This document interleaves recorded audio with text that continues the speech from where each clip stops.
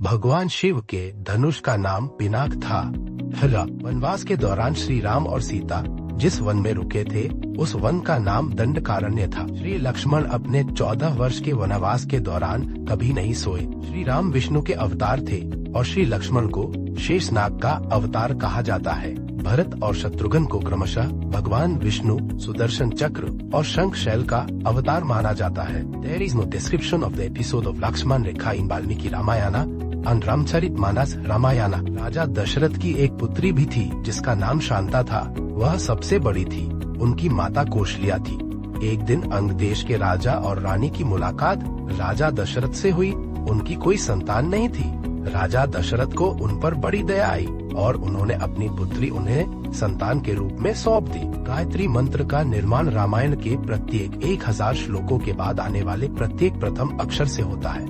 गायत्री मंत्र में 24 अक्षर है और वाल्मीकि रामायण में 24,000 श्लोक है। एक लोक पूरा होने के बाद जब प्रजापति ब्रह्मा ने कुंभकर्ण से वरदान मांगने को कहा तो इंद्र को लगा कि कहीं कुंभकर्ण इंद्र का आसन ना मांग ले, इसलिए इंद्र ने सरस्वती को अपनी जीभ पर बैठने के लिए कहा। कुंभकर्ण ने इंद्र आसन की जगह निद्रा आसन मांगा कि वह 6 महीने तक सोएगा और एक दिन जागेगा। रावण के ध्वज में अत्यधिक पीड़ा होने का कारण यह था कि उसके 10 सिर होने के कारण उसे छोटा होने का बहुत डर था। वानर सेना द्वारा बनाए गए पुल की कहानी बहुत पुरानी है, लेकिन नासा के वैज्ञानिकों ने जिस पुल की खोज की है वह रामायण के अनुसार बनाया गया पुल है, जिसे एडम ब्रिज कहा जाता है। रावण जानता था कि उसका वध कैसे होगा।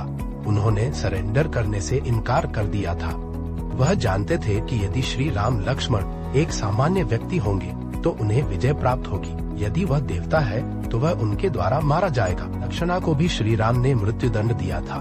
जाम देवता श्री राम के पास चर्चा करने आए। उन्होंने श्री राम से कहा था कि यदि कोई भी व्यक्ति हमारे बीच आकर बोलेगा तो आप उसे मृत्यु दंड दे देंगे। इसके लिए दरवाजे पर साइन बोर्ड लगाया गया था।